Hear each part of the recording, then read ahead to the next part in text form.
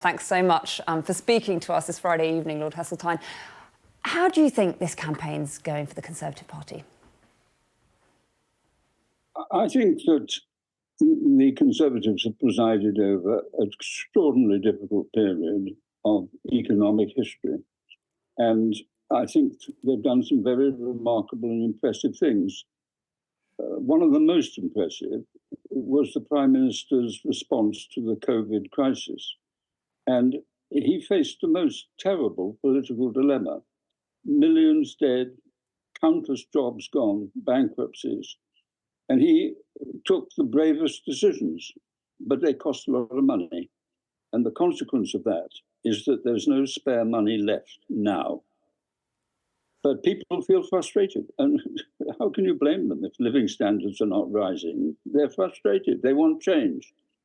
And the real judgment you've got to make in this election is what you mean by change.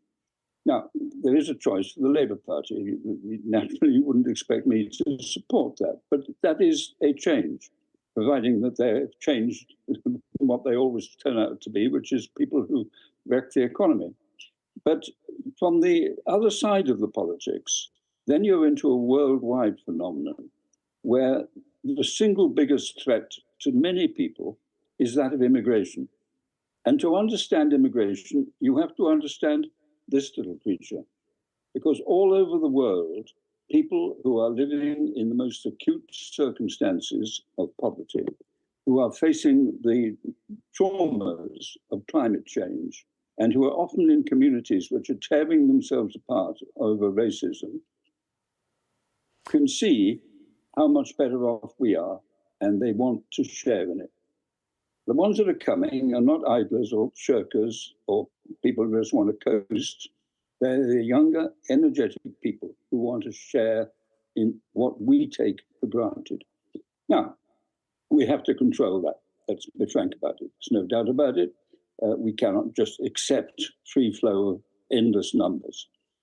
But there are very difficult options in order to do that. For the most obvious one, if you look at our health service or our public services or much of our industrial and commercial capability, we couldn't do without the immigrants, who are actually of immense contribution to our well-being and to our living standards.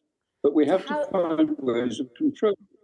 And the issue that at the heart of this election today is people, and this is where Nigel Farage comes top of the list, who are prepared to exploit that human anxiety about anyone who's different, slightly different color of the skin, slightly different accent, slightly different diet. And you can whip up all sorts of horrendous emotions. That's what UKIP did. That's what Nigel Farage is a past master at doing. And the only consequence of what he is doing is that you will have a bigger Labour majority. Some people in the Conservative Party, like Suella Braverman, think he should be welcomed into the party. I mean, what do you think of that? I would be horrified, because I share the judgment of the 9 constituencies who have looked at Nigel Farage in detail and rejected his candidature. But don't look at one side of the story. There would be a hemorrhage of people from the Conservative Party the other way if somebody like Nigel Farage was ever to be given any sort of credibility in the sort of Conservative Party to which people like me have given our lives. So do you think the Conservative Party could be unrecognisable depending on what happens in this election after it? You know, is this a battle for the future of centre-right politics? Well, of course, people always say that there's drama in the change. I'm afraid I've lived long enough and have enough sense of history to know that there isn't actually much new in politics. I saw and lived through the post-1945 recovery, and I know that it was done, led by Brad Butler, who, from the Conservative Research Department, moved the Tory party to the centre ground. In the most recent reiteration, it was led by David Cameron, who took the Tory party back to the centre ground. And whilst there are those people who think you can get out of the present mess by digging bigger holes, the truth of the matter is that in the unhappy event the Tories lose the next election, their return to power, and don't forget, they are the most successful political party in the history of democracy, their return to power will be led from the centre ground. Now, I don't know who it'll be, but it will happen that way, and certainly will not happen by festering those most basic human instincts of racism and nationalism. Do you feel, I don't want to put words in your mouth, but do you feel quite heartbroken by what's happened to the party? It seems like you do, perhaps. You can't serve your party for what is my life been about 70 years and see it in some electoral difficulty and feel anything other than sad. Of course, I remain as conservative as I have always been, so that won't surprise you.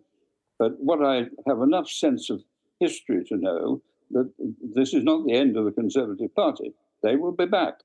And I hope very much that between now and polling day, in a couple of weeks' time, they have the good sense, and the British people have the good sense, to look over the abyss and wonder just what the nasty platitudes and the insinuations that underlie every speech that Farage makes, where you think you'll actually get if you vote for them. Considered not voting. Have you considered not voting for the Conservatives? Well, I have a wonderful cop-out to that question because I don't have a vote. Members of the House of Lords don't have a vote, so I never have to consider whether I'm voting or not because I haven't got one. So that's the end of that. But I'm a member of the Conservative Party, and I've never considered joining any other party. Well, I think that might be. I think at Oxford, we're now going back to the 1950s. I think at Oxford, I did wonder, but not for very long. Okay, thank you so much, Lord Heseltine. It was fascinating speaking to you. Thank you.